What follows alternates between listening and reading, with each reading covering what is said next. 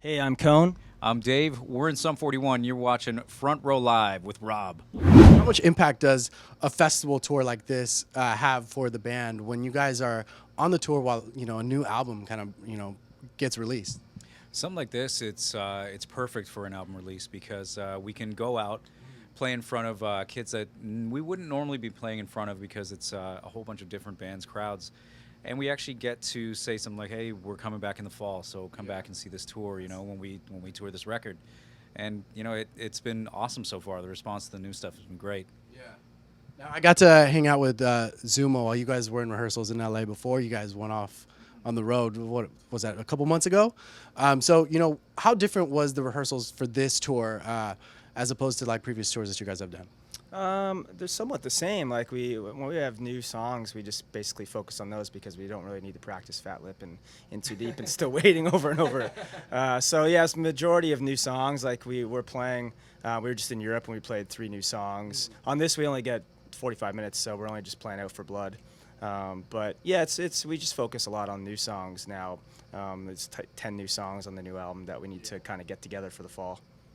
Congratulations on Order and Decline. It dropped yesterday, and since it dropped, I've been listening to it. So I mean, I've been a fan for since the beginning, and still continue to be a fan. But how are you guys? I feel like it's harder. Like the more you guys grow up, the more mature you guys get. It's harder to kind of keep those same fans that you had from the beginning. Do you ever think about that when you guys are working on material?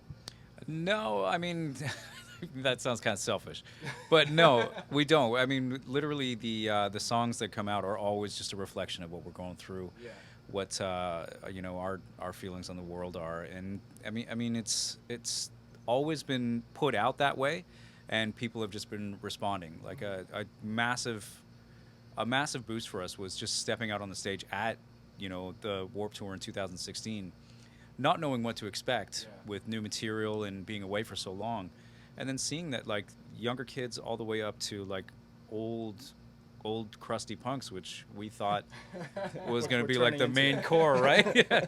So yeah, it's awesome, and I mean, I think that's just one thing that's really helped us along the way, is that we've always done whatever we wanted to do. Yeah, and we never really like sit down before an album, like a new album, and say like, okay, guys, we got to make a heavy album now, and this is the direction. It just comes that way. Like it's like Derek comes up with some riffs and some melodies and some chords, sends us a demo, and it just kind of goes from there. So it's like, it's never like we have like this round table meeting and say like metal this time. Yeah, let's do that. It's just kind of how it happens. Yeah. Now, you kind of mentioned like 2016 when you guys did the comeback, I guess I would say, like on the Vans Warped Tour. Do you feel like, to me personally, I feel like since you guys did that, I feel like Sum 41 has like gotten bigger and bigger than before, when TV was around and Fuse TV was around and all that stuff. Do you guys feel that at all, like on the this time around? It's strange because I think it has something to do with YouTube and stuff like that, because kids that weren't even alive when the first record came out are discovering the band for the first time, and I think it's because of stuff like YouTube, where they can go watch In Too Deep, Fat Lip, Still Waiting, Hellsong, and for the records they weren't alive for, but those videos are forever just going to be up there now. Back when we were starting out, there was none of that. So as soon as your video was on MTV or Much Music in Canada, when it was off, it was just gone. Like you couldn't see it ever again, right? Like how do you ever see those videos? So stuff like YouTube, you can rediscover stuff, and I think that's why we're getting a whole new crop of young kids at our shows, and we still have the old fans, obviously, from the old days. Yeah. Like YouTube has really cut down on that population of like old creepy dudes that sell you pot and show you Zeppelin videos. Yeah. And how different is the radio presence as well? Like, does that change as well now that everything again is on YouTube?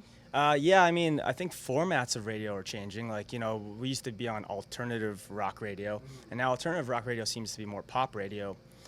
So, like, we're first time, like, our songs getting played on what they call active rock radio. Which I don't know where that comes from. But, but it's the first time our band's ever been played on that kind of music. But I think it's just rock radio now. Like, that's the rock radio now. So it's just different. And, we haven't really had big radio songs in the last, like, 15 years. And so we're finally getting played again, like Out for Blood's on radio, stuff like that. So it's cool. Yeah, it's always, like, radio is kind of one of those things, like, it's nice to be on, but you can't always be guaranteed to be on it anymore. There's not a lot of radio stations anymore, and so we just make music that we like, and then we put it out, and it's a bonus to be on the radio, and it's cool. But we just make music we like and for our fans, and go out and tour, and we'll just keep doing it the same way. If radio plays us, that's awesome. Right. Now back to the new album, Order and Decline. How different was this time around for you guys creating your instrumentation for the record, especially bass lines and guitar riffs? Like, how different was it? A lot of it was, hey, this is what I need. So, the songs were pretty complete once we got sent them, and then we went and did some pre-production together. I ironed out some parts here and there, but for the most part, it was us recording in our own kind of studio suites that we have in our place. Yeah. So it was awesome, man. You just go downstairs. There's no stress as far as like hours you have to be in the studio, how much you're paying to be in the studio. It's like you're at home, so you can relax and just get exactly what you want down to tape, and then send that off.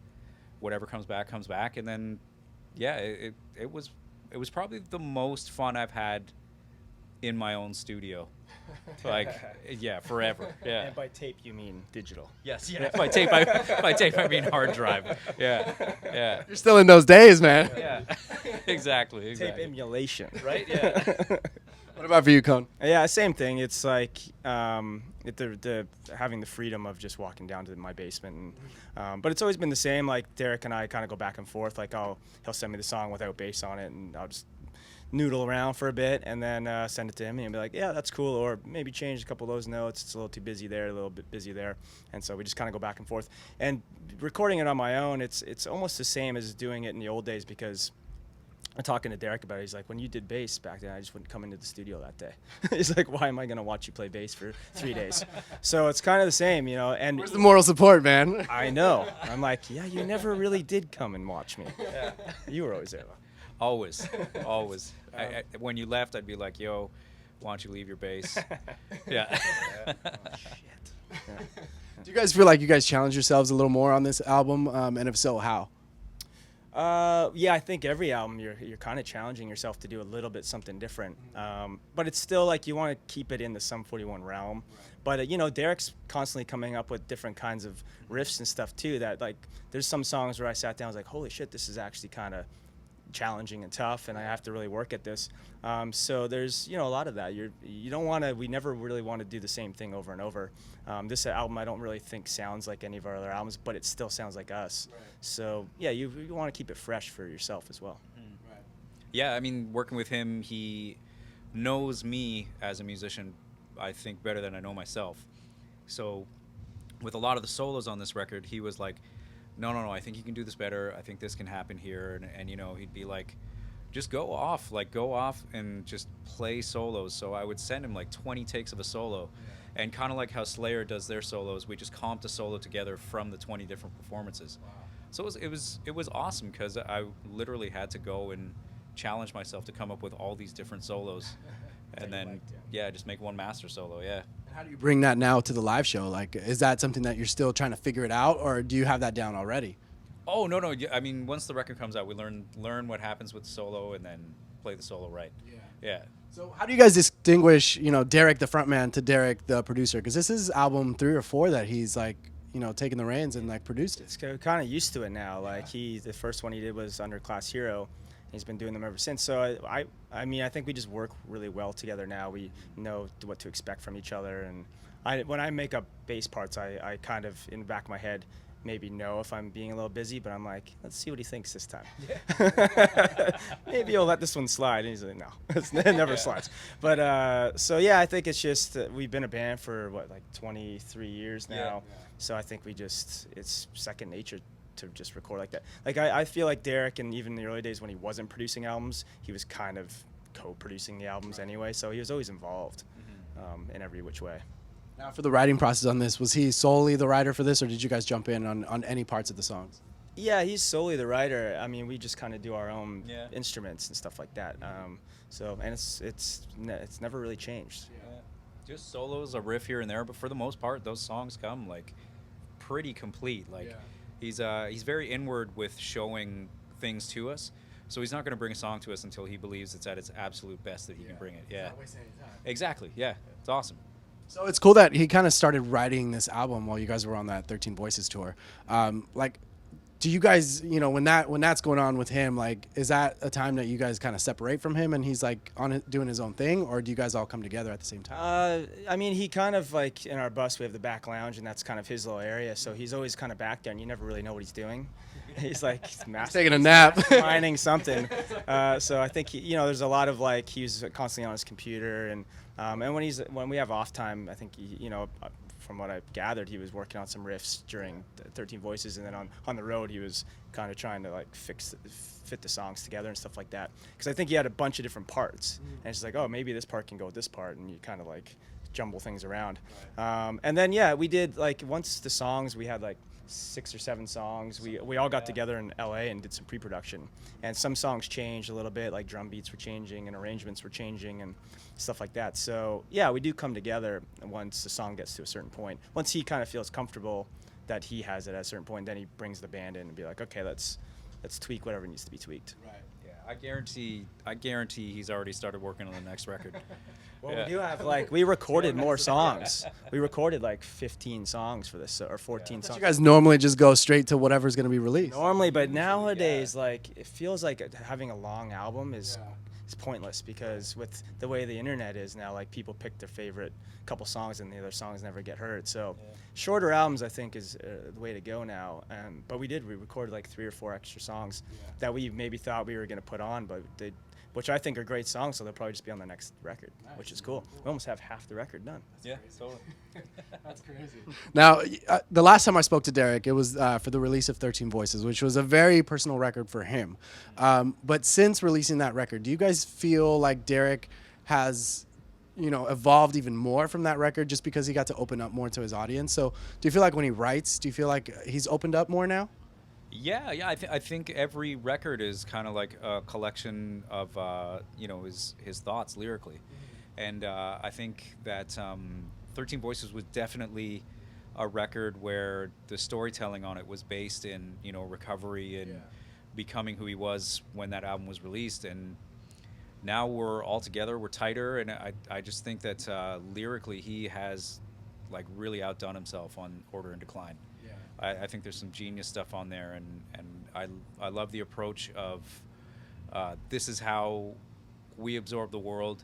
Listen to this record, form your own opinion, and, you know, make your fight with what's going on today. Right. And I love that you guys kind of opened up about that. I know there's a lot of people, including you guys, never wanted to kind of be political. And obviously there's a couple songs, 45 being one of the main ones, but that, you know, talk about that. But what do you guys feel was the tipping point for him to be like, you know what, I need to write this song? I think it's just a reflection of the world, like just what's going on, and how frustrating it is for us. But again, like from our standpoint, it's political, but we would never go calling it a political record, because you know, with that comes the stigma of like either you're with us or you're not. But that's the problem with today's climate, is that you have to open your mind to what people are going through, why they're going through it, what has made somebody have their opinion that they have today. And, you know, just saying like, no, this is right.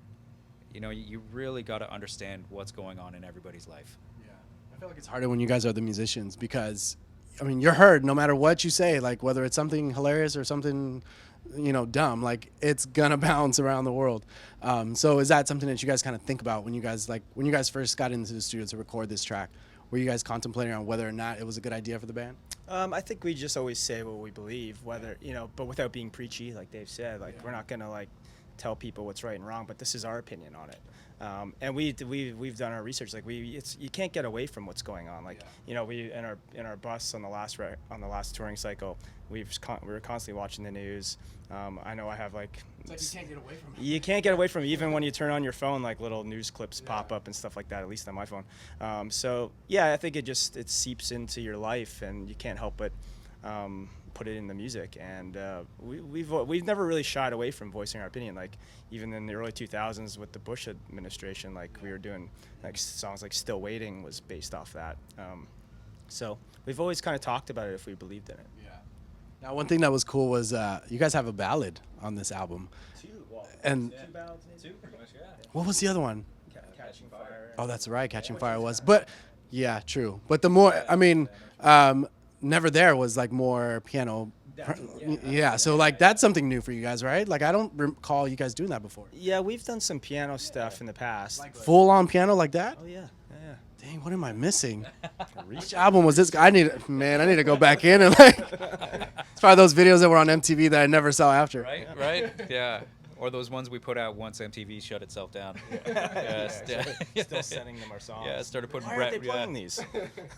More Brett Michaels, less music videos. That's what we want. Yeah. So, how was it bringing a ballad like that, I guess, back now, to the band? Yeah, I think that song is kind of special because obviously we've known Derek since we were 14 years old. We met in grade 9, and we've obviously known he hasn't met his dad. Yeah. But we don't really talk about it. Like, we've never really had many discussions with him about it.